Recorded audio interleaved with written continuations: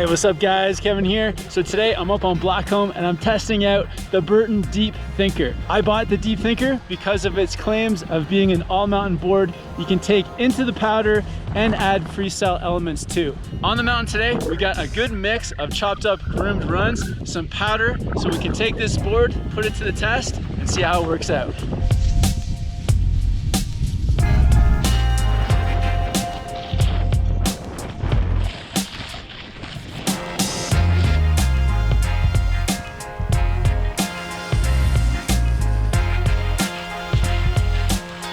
All right guys, so starting off with how this board performs on ice. Through those icy turns, the thing that really helped was the full camber towards the back of this board. Just helps the board to stay in contact with the snow the whole time. Gripping that ice, to be honest, it's not as good as a board like the T-Rise Pro with the magnet traction or even an Arbor board with grip tech. But the camber towards the tail does help this board to stay in contact with that ice, giving you some good hold.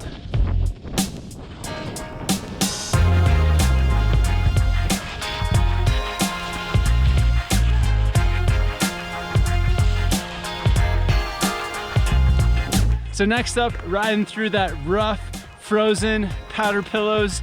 This board, because of its mid to stiff flex, it definitely helps you to stay in control through that rough terrain. A softer board, you'd get bucked around a lot more, putting you off balance, but because of the stiffness and because of some of that positive camber, it just helps you to stay in control, ride with confidence, and push the snow around more than it pushes you around.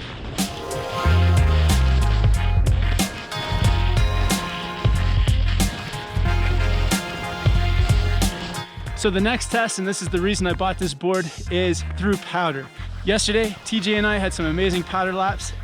The thing that helps to make this board float is that it's tapered, meaning it's got a bigger nose than tail, and it's also got rocker in the nose, allowing that nose to float a bit more easy. I got a great question on the channel. Somebody asked me how it compares to the Nitro POW board, and it doesn't really compare, to be honest. If the Nitro POW is a 10 for floating in powder, this is more like a 7.5. So if you're looking for a pure powder board, I would lean more towards something like the Nitro POW, but if you want a board that can do everything as well as ride in the powder, then check out the Deep Thinker.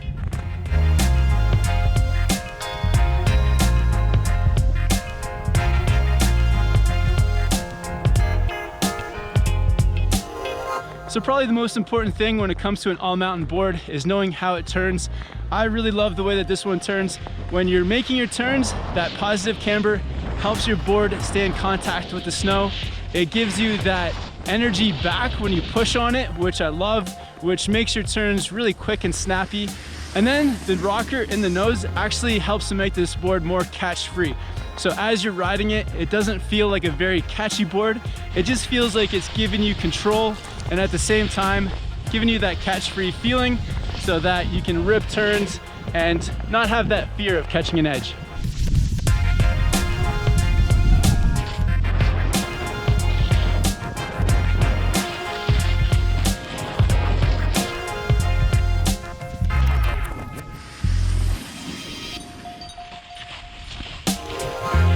So overall guys, really loving the Burton Deep Thinker so far. I'm glad that I bought this board. If you guys have any questions, definitely leave them down in the comments. If you guys want to check out more of the specs on this board, I'm going to put a link below in the description. Thanks so much for watching today guys. Have fun with the riding. We'll see you in the next one soon.